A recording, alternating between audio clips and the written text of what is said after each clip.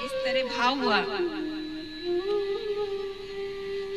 और जब संसार के लोग रोते हैं ना भैया, तो बोलते हैं वो बेसुरा लगता है, लेकिन जब हम उस प्रभु की याद में रोते हैं ना, तो वो बहुत सुरीला होता है। दुनिया के लिए तो बहुत रो लिए और रोते ही हैं, लेकिन कभी उस परमात्मा के लिए भी तो रो के देखो। दो आंसू अगर उस परमात्मा के लिए गिरा दिए ना, तो वो अनंत जन्म आपको नहीं छोड़ने वाले। वो इतने परम दयालु है, इतने परम कृपालु। जिस पर उन्होंने कृपा की उससे पूछिए कैसे प्रेम को निभाया जाता है। ये समझिए परमात्मा से, इंसान क्या प्रेम को निभाएगा और क्या इंसान प्रेम करेगा।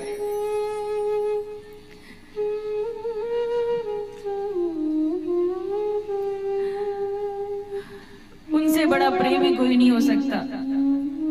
तो भगवान ने कहा है माम एकम शरणम व्रज। जब कहीं से तुझे सहारा न मिले, जब कोई तेरा न हो, जब सब तरफ से तू ठुकरा दिया जाए, तो भी मैं तेरे लिए हमेशा खड़ा हूं। कौन होगा ऐसा महिमा गाए? इतनी वाणी में सामर्थ्य नहीं है कि उनकी महिमा हम कैसे गाए, क्या कहें हम। तो अनंत जन्मों के कर्जदार बन जाते हैं। इस दुनिया में हर संबंध तो स्वार्थ का है, बिना स्वार्थ के क्या सजता है यहाँ। लेकिन उस परमात्मा ने क्या मांगा है आपसे, क्या स्वार्थ किया है? आपको तो दिया ही दिया है। और कुछ बुरा होता है तो हम उनको कहते हैं कि प्रभु ये तुमने किया, ये तुम्हारी वजह से। अरे उन्होंने तो तुम्हें खेल के मैदान में खुला छोड़ दिया है, खुले हो जाओ, खेलो, कर्म करो, स्वतंत्र हो। अब हम ही गलत करें तो भगवान को क्या दोष दें। लेकिन जब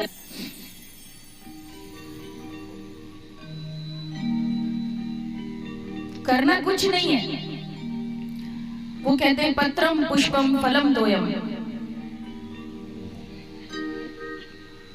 मुझे कुछ नहीं चाहिए तुमसे। अरे पत्ता हो तो पत्ता चढ़ा दो, फूल हो तो जरा सा फूल चढ़ा दो, वो भी ना हो तो एक जल का लोटा ही चढ़ा दो, वो भी ना हो तो सिर्फ अपने भाव के पुष्प अर्पित कर दो। वो तुमसे कोई धन दौलत थोड़ी मांग रहे हैं। अरे जिसने पूरी सृष्टि बनाई है ये तो सोचोगे, और कितनों के अपने चले गए उसमें। तब हमें समझ में आया कि वो परमात्मा हमें निःशुल्क ऑक्सीजन दे रहे हैं, निःशुल्क हमारे लिए हर व्यवस्थाएं की गई है। उसके बाद भी हम उसकी महिमा को नहीं जानते।